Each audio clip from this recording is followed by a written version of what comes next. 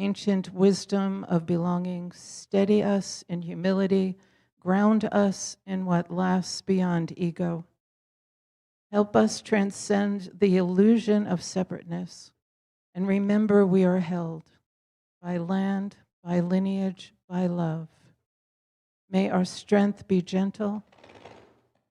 May our power be shared. May our steps honor the sacred ground we walk together. And now please face the altar.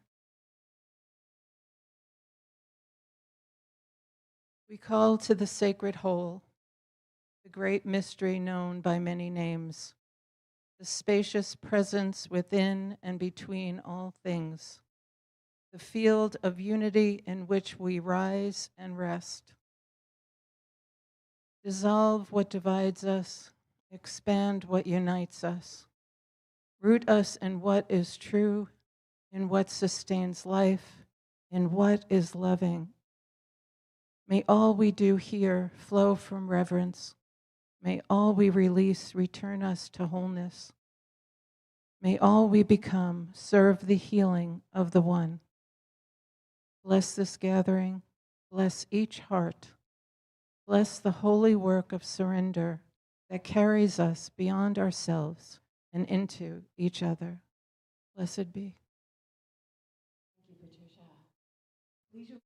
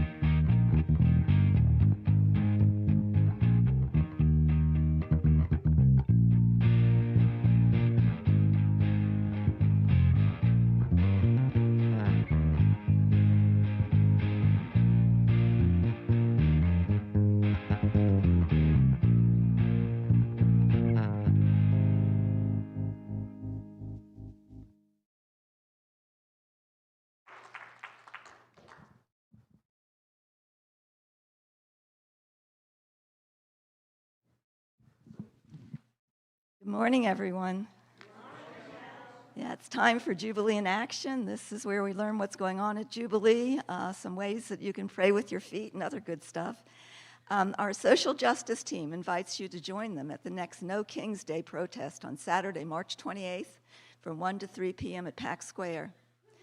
Their page on our website offers some simple and effective ways to take action, including using the 5 Calls and Resist Bot apps to call and text your elected representatives about issues that are important to you.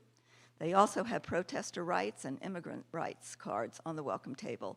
See Bruce Mulkey, who is here somewhere, I think, for information. A launch event for the Great Mother March takes place on Saturday, March 21st from 1 to 7 p.m. at Pack Square, and this is a group of people that are marching from Asheville to Washington, D.C. There will be music, speakers, and a marketplace, and the march to Washington, D.C. begins the next morning. Westival, our neighbors at 12 Baskets annual food festival fundraiser, will be held at Archetype Brewing at 265 Haywood Road next Saturday, March 14th, from 5 to 8 p.m. Participating restaurants include Jargon, Taco Billy, Ganshan, Sunny Point Pizza Mine, Deep Time Cafe, and others, and it is a yummy way to support our friends at 12 Baskets. Being community-led means that everyone, all of you, all y'all, are invited to get involved in our Sunday celebrations. Connect with Jean Marie Murphy if you want to offer the welcome, call the sacred directions, guide the meditation, or share a creative gift of song, poetry, dance, story, or such. Business card size calling cards for inviting folks to our Sunday celebrations and explaining Jubilee spiritual principles are on the welcome tables. Take a few cards and tell everyone you meet about Jubilee. And finally, links and contact info for all the announcements are on the homepage of the website, and that is it for Jubilee in Action.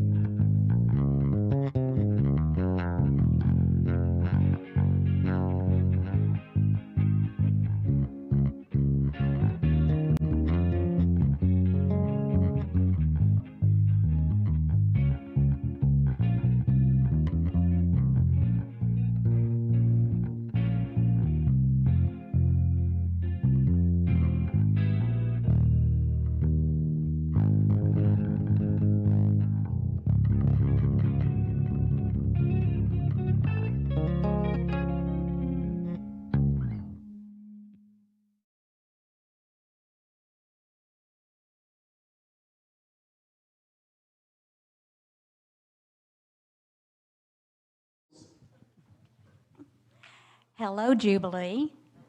Okay. It's so good to see all of you. I think you can hear me now. Okay. I first want to tell you that I'm very proud to be here representing the Outreach Committee.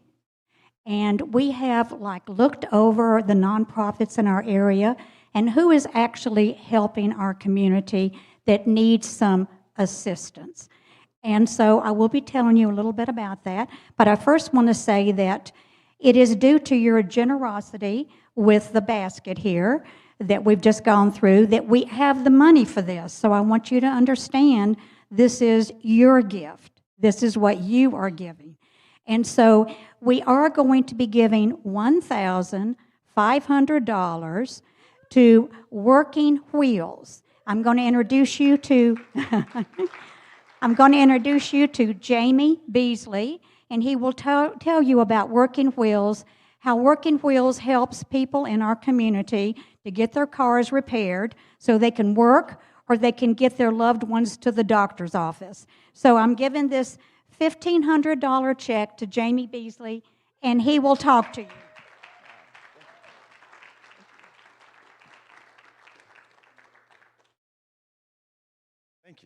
This is amazing. I'm Jamie Beasley, the Executive Director of Working Wheels. It feels really good to be in this place with you all. I have come to Jubilee services over the last 22 years, here and there from time to time, and have always felt welcomed and inspired and at home, just as I do today. So thank you for having me, and thank you for this generous gift. That means a lot to us. I am grateful that you've chosen Working Wheels. There are a lot of great causes in town, as you know. It means a lot to our staff and our partners, but most especially to our program participants. So I want you to work with me here. I want you to imagine a time, close your eyes if you need to, but imagine a time when you got in your car, you were headed somewhere, you put your keys in the ignition, and it didn't start. Okay? So to channel that feeling. For most of us, anxiety is the first thing that creeps in. I'm going to be late for my meeting this morning. I'm going to be late to pick up my kid at soccer practice. I'm going to miss that meeting at my child's school. The anxiety is real. But when your car won't start and you know that you don't have the money to fix it, the anxiety is an entirely different level. The questions going through your mind are, I'm going to lose my job. I'm going to have to pull my child off of the soccer team. I've got to drop off that committee at school. I can't help in that way anymore. I might lose my car if I can't make my car payment. We might lose our apartment. These are the people we serve. It gets me every time. But these are the people we serve, the people that are facing that level of anxiety. We have two programs. Our purchase program offers affordable and reliable cars to people in the community. These vehicles have been donated by people like you all. I'm looking at you, Bruce, and others. They've been assessed and repaired by our mechanics, and then they are matched with a local family or community member who needs it, usually to get to work, and all the other good that it does from there. Our repair program provides discounted vehicle repairs for people who have a car but are facing a repair that is insurmountable in its cost. We also started a third program right after Hurricane Helene. Our inventory of donated cars was wiped out just like everybody else's everything. And our phone, once it started ringing again, was ringing more than ever with people needing what we do at a time when we had absolutely nothing to give. So we started raising money to buy people cars at dealerships wherever we could find them. And we raised $750,000 from this community to buy 50 replacement cars for 50 families who had theirs wiped out. We're on car number 43, 44, and 45 right now, still working through that list. Program participants for all of our programs are referred to us by a group of 20 community partners. These are nonprofit organizations in town that we all love and trust. Helpmate, Physical Legal, YWCA, and 17 others. The case managers at these organizations send people to us to take advantage of our services. Everyone who needs our services must come through one of our community partners. Together, these three programs will serve 300 people this year, 2026, and demand for these programs, as you can imagine, is completely overwhelming, way more than the 300 people that we will help.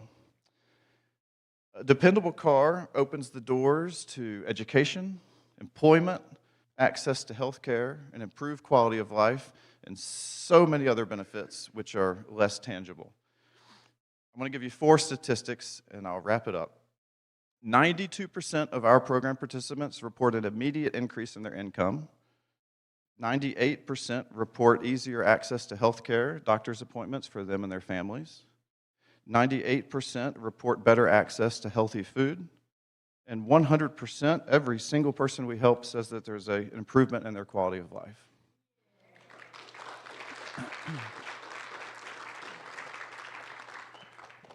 I want to finish with the impact in program participants' own words, because this is what really matters. I come from a rough background, but I'm focused on turning my life around. A reliable car will not only support my daily responsibilities, but also symbolize my commitment to building a better future for my family. It's a crucial step towards staying on the right path and achieving our family's dreams. During the hurricane, my family lost everything: our car, all of our belongings, and our apartment. This car will not only help me, but provide essential transportation for my mom and siblings. I've been relying on public transport, which is often unreliable and time-consuming. Having my own car will make commuting to work much easier and allow me to manage my time better. And then finally, a program participant shared, a vehicle will help me pursue job opportunities more freely and provide a stable environment for my children. It will also enable me to take them to school and activities, fostering a stronger bond and giving them experiences that will enrich their lives. This is the difference that you all are making. Thank you so much for chipping in. We truly could not do this work without people like you making donations like this today, this morning. So thank you very much. It's a pleasure to be here and to be your partner.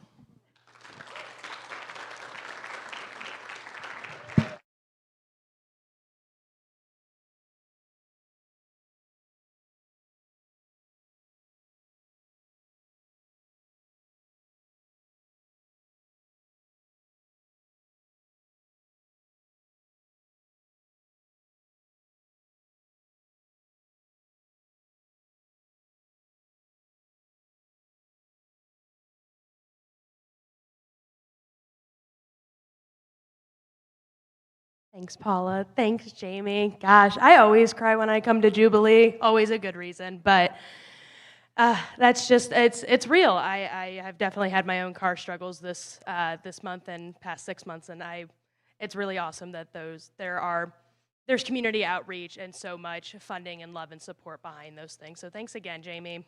Give him a round of applause and all of his good people. And thanks, AV and Tech, for always being awesome. We want to breathe in.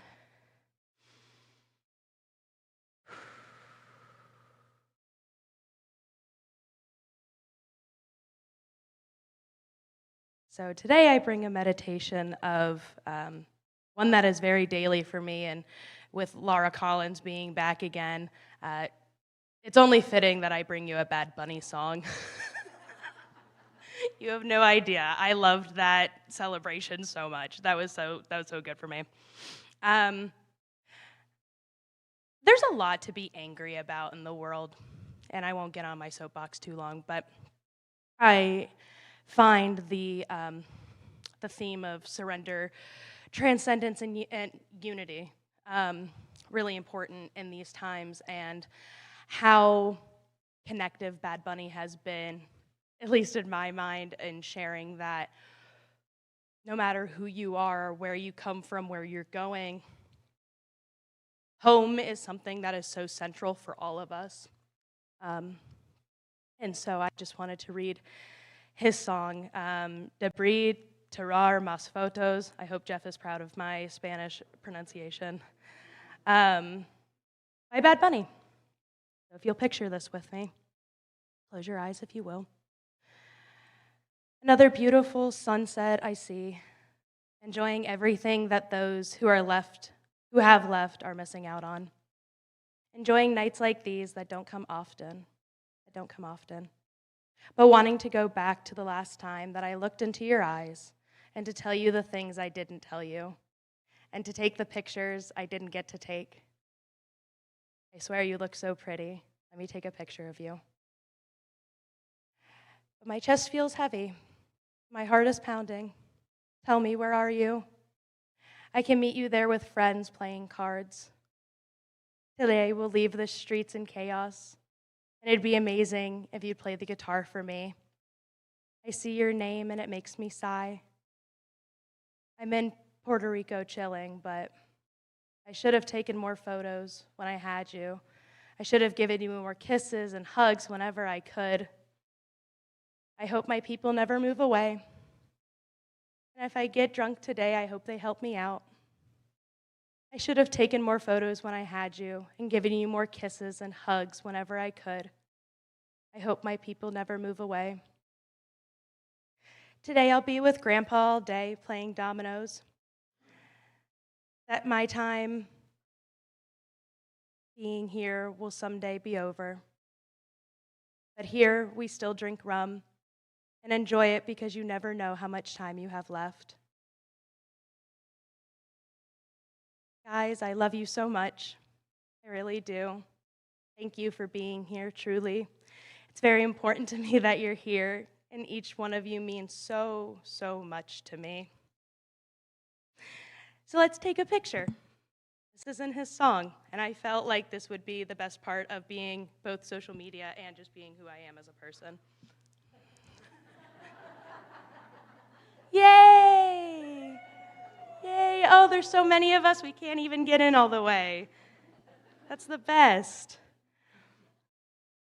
Now, Bernie has a baby and Jan has a girl, and we're no longer worried about the flashy stuff. We're here for the things that truly are worth it, like reggaeton, salsa, bomba, and plena.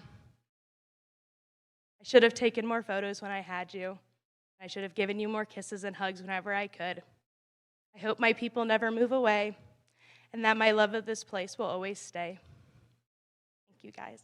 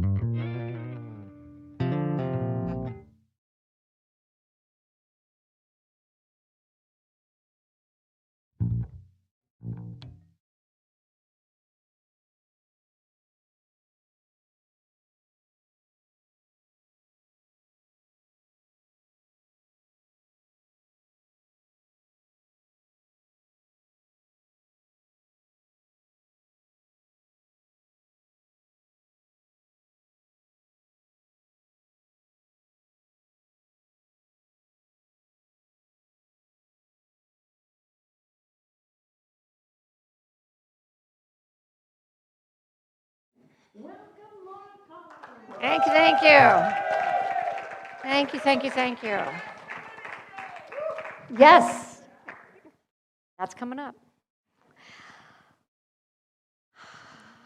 Let's just take a deep breath together. A lot of energy and movement in the room, which is beautiful and connective. And now let's just settle.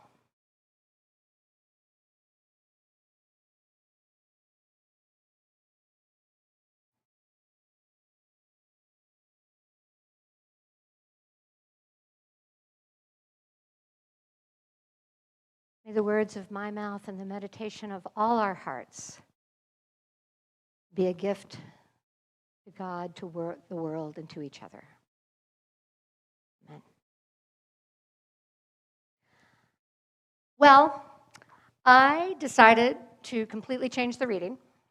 So apologies to those of you who are following along at home and have the whole reading. I'm doing something totally different. Our first reading this morning comes from Dr. Martin Luther King, Jr., and this is taken from the speech he made the night he died. Anyway, it was the last speech he made. And it is my tradition on every Martin Luther King Jr. Day to read Letter from a Birmingham Jail. And I recommend that every white person in America read that every year, because it's to us. And this is not that. This was more to the sanitation workers in Memphis, where he was organizing the actions there. So here we go. Now, what does all of this mean in this great period of history? It means that we've got to stay together. We've got to stay together and maintain unity. You know, whenever Pharaoh wanted to prolong the period of slavery in Egypt, he had a favorite formula for doing it. What was that? He kept the slaves fighting among themselves. But whenever the slaves got together, something happens in Pharaoh's court, and he cannot hold the slaves in slavery. When the slaves get together, that's the beginning of getting out of slavery. Now, let us maintain unity. Let us rise up tonight with a greater readiness. Let us stand with a greater determination, and let us move on in these powerful days, these days of challenge to make America what it ought to be. We have an opportunity to make America a better nation. We've got some difficult days ahead. But it didn't really matter with me now, because I've been to the mountaintop. And I don't mind. Like anybody, I would like to live a long life. Longevity has its place. But I'm not concerned about that now. I just want to do God's will. And God's allowed me to go up to the mountain. And I've looked over, and I've seen the promised land. I may not get there with you. But I want you to know tonight that we, as a people, will get to the promised land.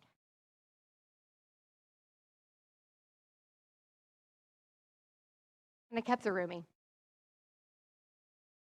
You are not a drop in the ocean. You are the entire ocean in a drop. When the soul surrenders to love, it loses nothing of itself. It only discovers its depths. And when the river meets the sea, it does not vanish. It becomes the sea. This is ancient wisdom and holy word. All creation is wisdom and holy word. All creation sings of wisdom and God. Hallelujah. Hallelujah. So happy International Women's Day.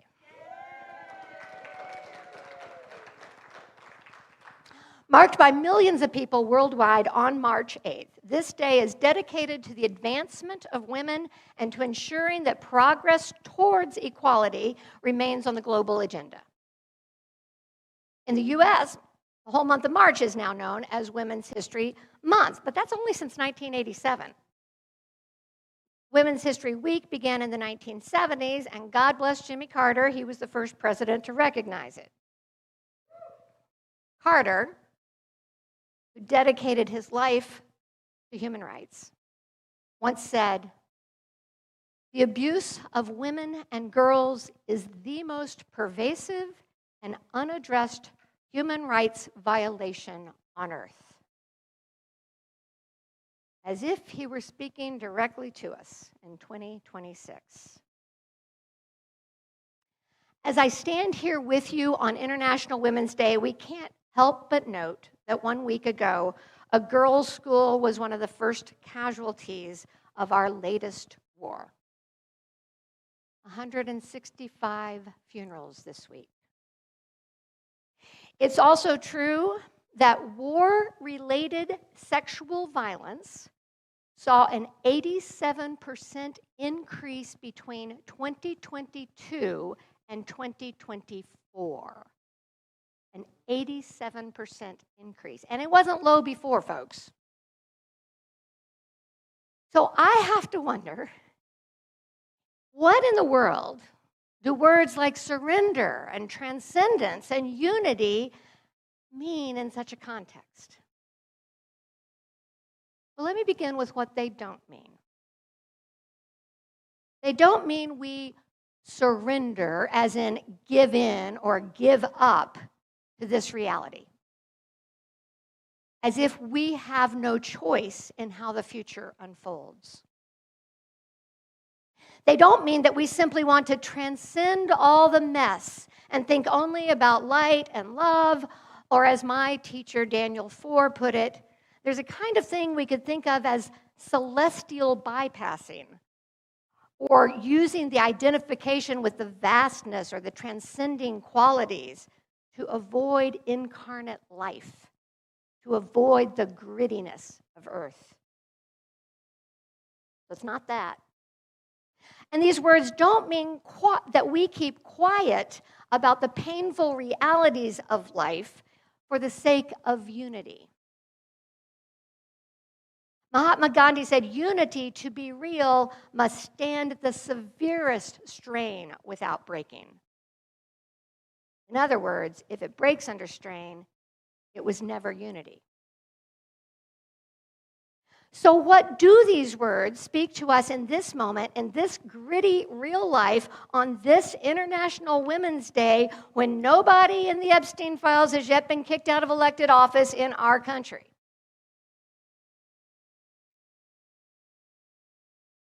For me, to stay grounded amidst our current reality, I have needed to stretch my capacity to hold an important paradox.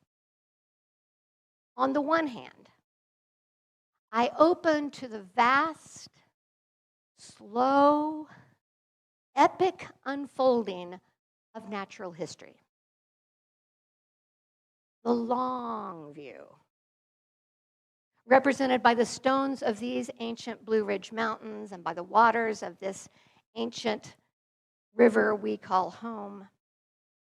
Longer not only than my little human life, but longer than the existence of our species. Longer even than the existence of our planet. I'm talking about the really long view, the cosmological view. From the Big Bang through the completion of the universe, however that might happen.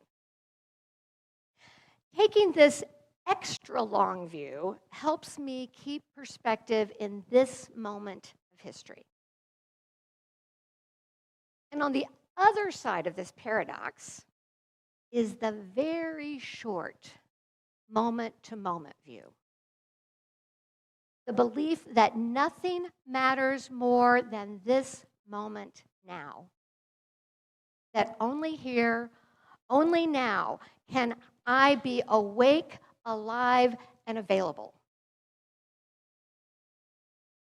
what I do right now, how I meet this moment, what kind of energy I bring, and where that energy goes, this keeps me grounded. Holding these two in balance, that forever perspective and the right now moment, requires some skill. And the practice I find most conducive to both views is gratitude.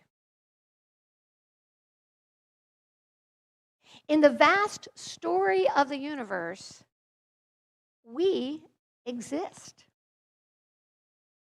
We exist because our planet is exactly the right distance from our sun, and the atmosphere has exactly the right elements to keep us breathing.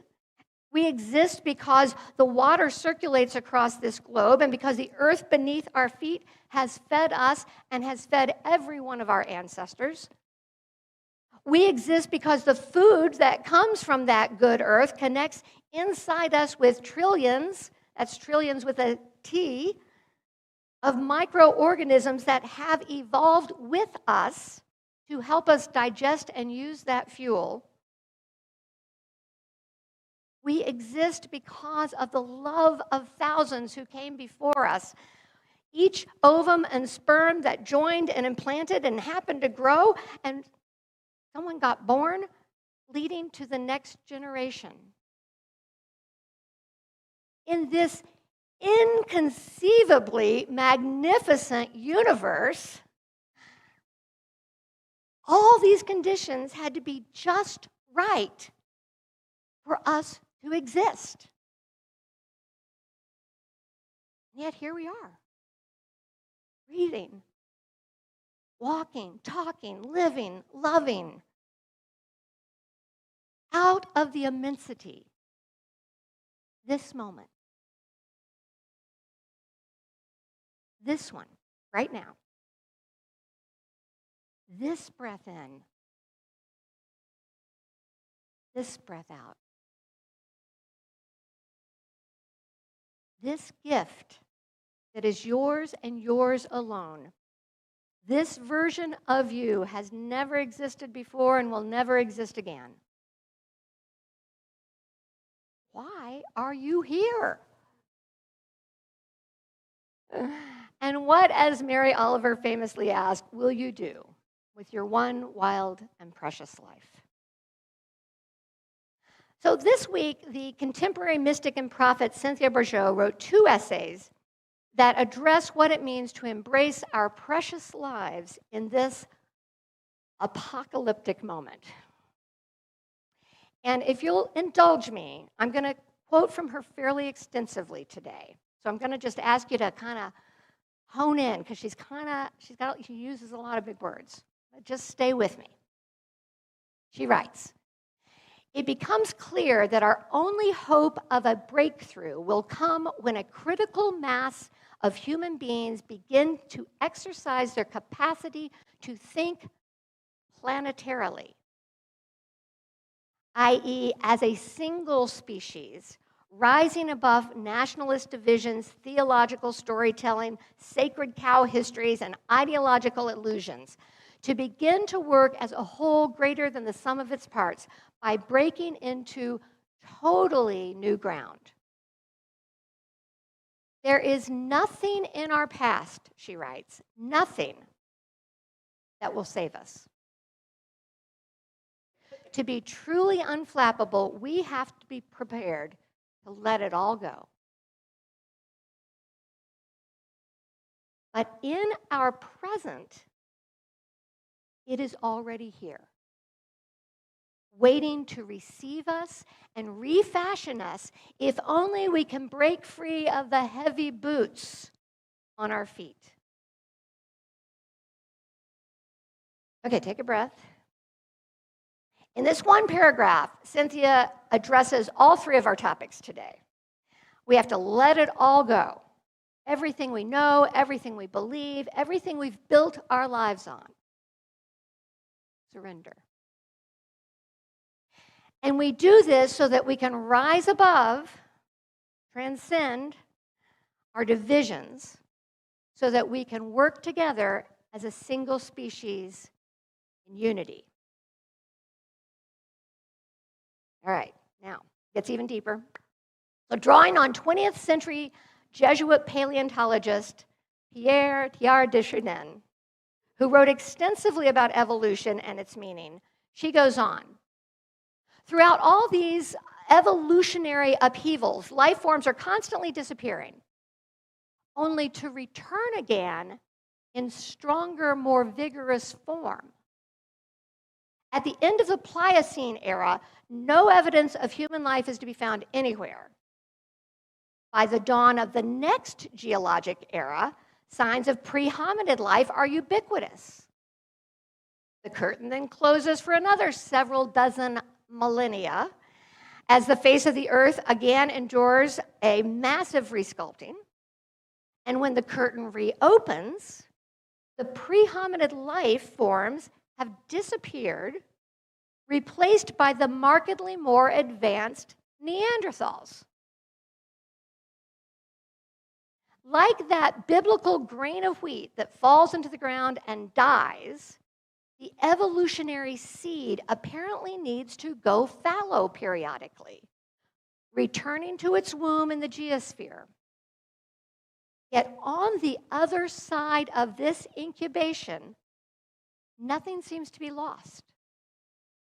Things pick up exactly from the point where the highest benchmark has been established. Okay, you still with me? That was a lot kind of heavy.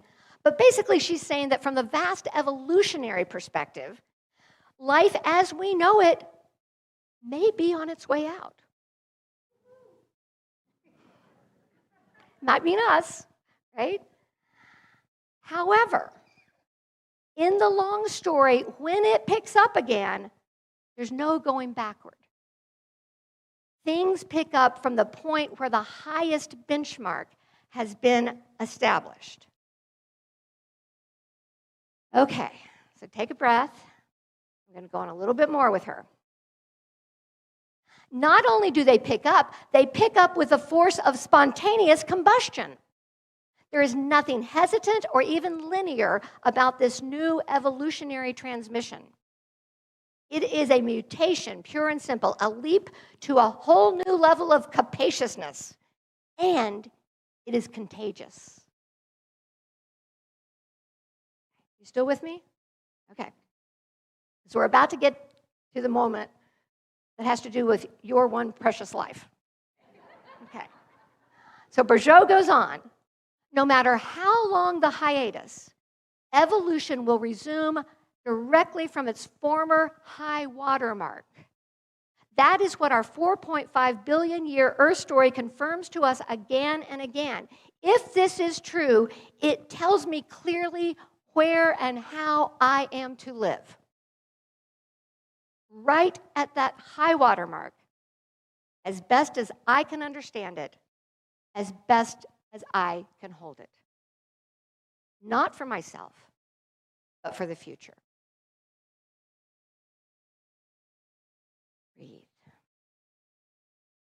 If this is true, it tells us clearly where and how we are to live. Right at that high water mark, as best as we can understand it and hold it. So, to find our way in this world at this moment, when so much appears to be heading toward an apocalyptic ending, we remember what the word apocalypse means. Anybody? Apocalypse? Apocalypse? No? Revelation. It means revelation. Okay? So what is being revealed to us is exactly what we need for our next evolutionary leap. And much of what is being revealed to us is ugly, ugly, ugly. But once you see it, you can't unsee it. Once you see how little respect for life many of the most powerful people on the planet have, and how we have used our national myths and our sacred myths and our gender myths and so many illusions to keep these power structures in place. They must crumble. The structures must fall. They must. Because the other side of what is being revealed is how deeply life matters. This is why we grieve. This is why we feel angry. This is why we get hurt. We know life matters. This moment, this breath, this life. And we know a deeper or higher or wider, bigger, stronger truth than these crumbling stories. We know love wins. But only if we set our whole hearts and whole souls and whole minds to this moment, as Jesus taught. What is our greatest commandment? To love God with all our mind and strength and soul and heart, and to love our neighbor as ourselves. And friends, I don't think any of us can do that alone. We need to surrender the old stories that are not strong enough or true enough to meet this moment. We need to transcend our small selves to reach for that high water mark of what humanity is meant to be. And we need a unity of heart to hold each other through it all. We are being invited right here, right now, to hold the highest vision for life. We are being asked to set aside every weight that holds us back and run the race that God has set before us. And in Hebrews, that passage says, with the communion of saints, with all of them, ancestors, with everybody. And if you have heard that call, if you have seen that vision, then Spirit will give you the strength and the courage to awake into this new humanity. Breathe. So how we do this, I just want to invite us into a moment of silence and maybe chant. I'll see how I'm feeling here. So that our breath, our bodies, our voices can vibrate together, creating the energy that we need for this calling. Let's be in silence together for a moment.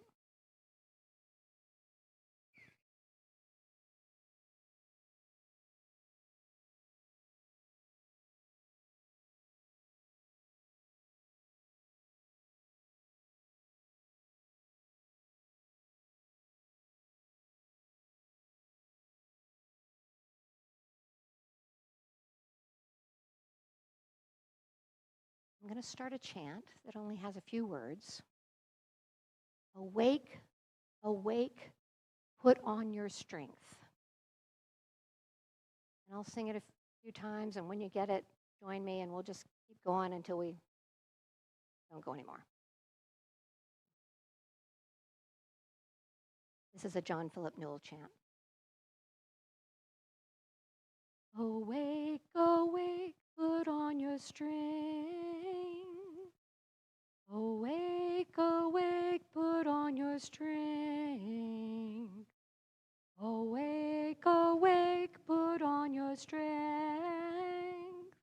Awake, awake, put on your strength. Awake, awake, put on your strength. Awake, awake, put on your strength.